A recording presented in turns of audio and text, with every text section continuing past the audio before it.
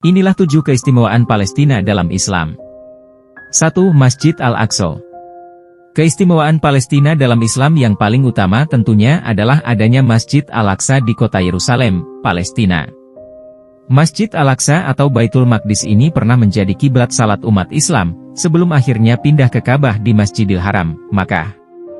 Dalam Al-Quran, keistimewaan Palestina dalam Islam atau Masjidil Aqsa yang diberkahi sebagaimana dijelaskan dalam surat Al-Isra, ayat 1, yang artinya, Maha Suci, Allah, yang telah memperjalankan hambanya, Muhammad, pada malam hari dari Masjidil Haram ke Masjidil Aqsa yang telah kami berkahi sekelilingnya agar kami perlihatkan kepadanya sebagian tanda-tanda, kebesaran, kami. Sesungguhnya dia Maha Mendengar, Maha Melihat. 2. Tempat persinggahan Rasulullah Shallallahu Alaihi Wasallam saat Isra, Mi'raj. Palestina yang merupakan negara tempat berdirinya Baitul Maqdis sangat berharga bagi sejarah Islam, karena pernah disinggahi Rasulullah pada perjalanan Isra, Mi'raj. Keistimewaan Palestina dalam Islam ini masih berkaitan dengan Masjidil Aqsa seperti yang dijelaskan sebelumnya. Rasulullah melakukan perjalanan dari Masjidil Haram ke Masjidil Aqsa Palestina dikenal dengan sebutan Isra. Kemudian dilanjutkan dari Masjidil Aqsa ke Sidratul Muntaha dikenal dengan sebutan Mi'raj.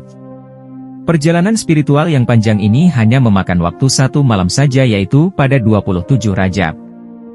Umat Islam menganggap Masjidil Aqsa di Palestina adalah tempat suci ketiga setelah Mekah dan Madinah. 3. Negeri yang pernah didoakan Rasulullah Shallallahu Alaihi Wasallam.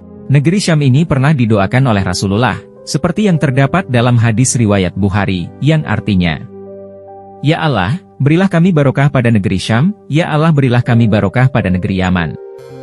Para sahabat bertanya, termasuk Najd? Rasulullah berdoa, Ya Allah berilah kami barakah pada negeri Syam, Ya Allah berilah kami barakah pada negeri Yaman. Para sahabat masih bertanya, termasuk Najd? Rasulullah menjawab, di sana terjadi gempa dan huru-hara, dan di sana muncul 2 tanduk setan. Hadis riwayat Bukhari. 4. Kebaikan ada pada negeri Syam, Palestina. Keistimewaan Palestina dalam Islam berulang kali disebutkan oleh Nabi Muhammad Shallallahu Alaihi Wasallam. Salah satunya saat Rasulullah mengatakan bahwa kebaikan pada negeri Syam ini, yang terdapat dalam hadis berikut. Kebaikan pada negeri Syam. Kami bertanya, mengapa wahai Rasulullah? Beliau bersabda, karena malaikat rahmat mengembangkan sayap di atasnya. Hadis riwayat Tirmidzi. 5. Benteng perang Islam di akhir zaman. Selain itu, negeri Syam juga disebutkan akan menjadi benteng perang Islam di akhir zaman nanti. Hal ini disebutkan dalam hadis riwayat Ahmad, yang artinya, pada tiap panji terdiri dari 12.000 prajurit. Benteng umat Islam saat itu di wilayah yang disebut Gouthah, daerah sekitar kota Damaskus, Suriah. 6. Lokasi turunnya Nabi Isa alaihi salam. Keistimewaan Palestina dalam Islam berikutnya juga lebih berkaitan dengan negeri Syam. Sebuah riwayat menyatakan bahwa negeri Syam merupakan lokasi turunnya Nabi Isa alaihi salam kelak. Berikut bunyi hadisnya.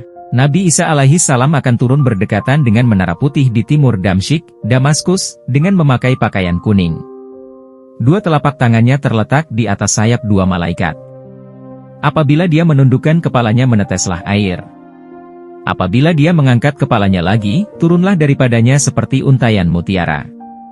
Hadis riwayat Muslim. 7. Tempat Dajjal binasa.